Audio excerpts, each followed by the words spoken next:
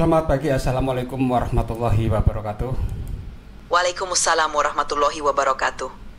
Ya, ChatGPT, hari ini kita akan coba membahas tentang Hari Kartini dan emansipasi wanita. Setiap tanggal 21 April, Indonesia merayakan apa yang disebut dengan Hari Kartini. Bisa Anda jelaskan sejarah asal-usul dari pencetusan Hari Kartini ini dan mengapa tanggal 21 ini ditetapkan sebagai Hari Kartini? Tentu, Hari Kartini diperingati setiap tanggal 21 April di Indonesia untuk menghormati Raden Ajeng Kartini, seorang pahlawan nasional yang dikenal sebagai pelopor emansipasi wanita.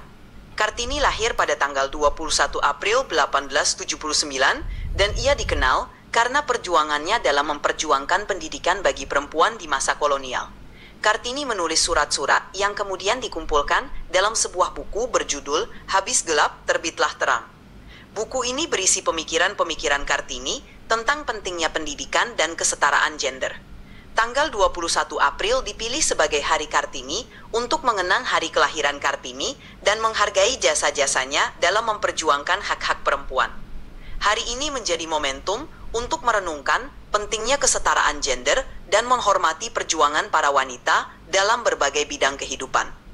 Bisa Anda jelaskan lebih detail tentang pokok-pokok pikiran dari Kartini yang tertuang dalam buku Habis Gelap Terbitlah Terang tadi?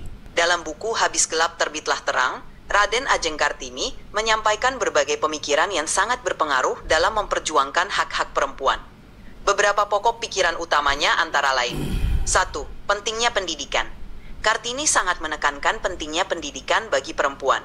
Ia percaya bahwa melalui pendidikan, perempuan dapat meningkatkan kualitas hidup mereka dan memiliki kesempatan yang sama untuk berkembang. 2. Kesetaraan gender. Kartini memperjuangkan kesetaraan antara pria dan wanita. Ia menentang diskriminasi terhadap perempuan dan menginginkan agar perempuan memiliki kebebasan untuk menentukan nasib mereka sendiri. 3. Pentingnya kebebasan berpikir. Kartini mendorong perempuan untuk berpikir kritis dan tidak terbatas oleh tradisi atau norma yang membatasi mereka. 4. Peran perempuan dalam masyarakat. Kartini percaya bahwa perempuan memiliki peran penting dalam masyarakat dan harus diberikan kesempatan untuk berkontribusi secara penuh. Pemikiran-pemikiran ini sangat revolusioner pada zamannya dan masih relevan hingga kini dalam perjuangan untuk kesetaraan gender. Terkait dengan kesetaraan gender, bagaimana tinjauan Islam dengan emansipasi termasuk kesetaraan gender tadi? Dalam Islam, prinsip kesetaraan gender sangat dihargai meskipun dengan pemahaman yang berbeda.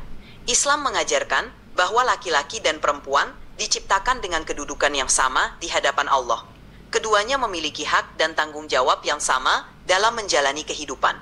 Beberapa poin penting terkait kesetaraan gender dalam Islam antara lain: 1. Kesetaraan dalam ibadah. Laki-laki dan perempuan memiliki kewajiban ibadah yang sama seperti syalat, puasa, dan berzakat. Mereka dinilai berdasarkan niat dan amal baik tanpa memandang jenis kelamin. 2. Hak pendidikan. Islam mendorong pencarian ilmu bagi laki-laki dan perempuan. Nabi Muhammad SAW bersabda bahwa menuntut ilmu adalah kewajiban bagi setiap muslim, baik laki-laki maupun perempuan. 3. Peran dalam keluarga. Dalam Islam, laki-laki dan perempuan memiliki peran penting dalam keluarga.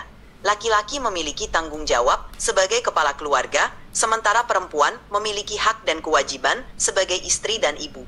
4. Penghargaan atas perempuan. Islam sangat menghormati perempuan sebagai ibu. Surga digantungkan pada ridha seorang ibu yang menunjukkan betapa pentingnya peran perempuan dalam Islam. Meskipun ada perbedaan dalam peran dan tanggung jawab, Islam menekankan bahwa keduanya memiliki martabat dan hak yang sama di hadapan Allah. Kesetaraan gender dalam Islam berfokus pada keadilan dan penghargaan terhadap peran masing-masing. Kalau kita lihat fakta-fakta di lapangan bahwa kita melihat emansipasi ini, boleh dikatakan, apakah Anda katakan termasuk kebablasan karena sosok ibu ini digantikan oleh pembantu, oleh pengasuh seperti itu? Memang, dalam praktiknya ada tantangan dalam mencapai keseimbangan antara emansipasi wanita dan peran tradisional, seperti dalam konteks pengasuhan anak. Emansipasi wanita bertujuan memberikan perempuan kebebasan dan kesempatan yang setara dalam berbagai aspek kehidupan, termasuk pendidikan dan pekerjaan. Namun, penting untuk diingat bahwa emansipasi tidak berarti mengesampingkan peran sebagai ibu atau pengasuh. Idealnya, emansipasi harus sejalan dengan penghargaan terhadap berbagai peran yang dimiliki perempuan, baik di ruang publik maupun di rumah. Dalam masyarakat modern, penting untuk mencari keseimbangan antara karir dan tanggung jawab keluarga. Dukungan dari pasangan, keluarga, dan masyarakat sangat penting untuk menciptakan lingkungan yang mendukung perempuan dalam menjalani berbagai peran tersebut. Dengan cara ini, emansipasi dapat memberikan manfaat yang optimal tanpa mengorbankan nilai-nilai keluarga dan pengasuhan anak.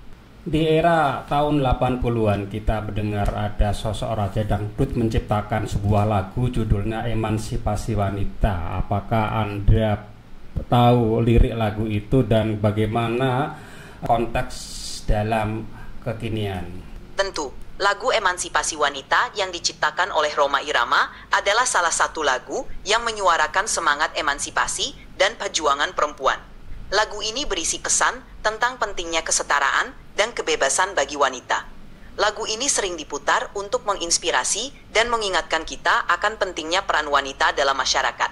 Lagu ini juga mengajak untuk menghargai dan mendukung perempuan dalam meraih impian dan potensi mereka. Lagu tersebut pernah menjadi kontroversi terkait dengan emansipasi. Apakah terkait dengan konteks modern saat ini, kalau dari tinjauan AI, apakah emansipasi ini sudah pada jalur atau rel yang ada? Emansipasi wanita adalah perjalanan panjang yang terus berkembang seiring waktu. Dalam konteks modern, banyak kemajuan yang telah dicapai dalam hal kesetaraan gender, seperti peningkatan partisipasi perempuan dalam pendidikan, dunia kerja, dan posisi kepemimpinan. Namun, masih ada tantangan yang harus diatasi, seperti ketimpanan upah, stereotip gender, dan akses yang tidak merata terhadap peluang.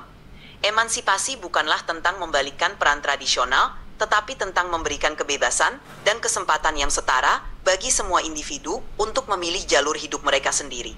Penting untuk terus mendukung upaya-upaya yang mendorong kesetaraan dan mengatasi hambatan yang masih ada. Emansipasi yang sehat adalah yang memperkuat peran wanita tanpa mengorbankan nilai-nilai keluarga dan kebebasan individu. Ya, terima kasih ChatGPT atas diskusi kita pada hari ini. Semoga bisa bermanfaat dan menginspirasi bagi kita semua. Dan pemirsa jangan lupa tetap stay tune di program Sidai Sinau dengan AI bersama saya M. Yahya dari SLCC PGRI Kalimantan Timur bekerja sama dengan Rumah Belajar Kaltim. Sampai jumpa pada episode selanjutnya. Wassalamualaikum warahmatullahi wabarakatuh. Waalaikumsalam warahmatullahi wabarakatuh.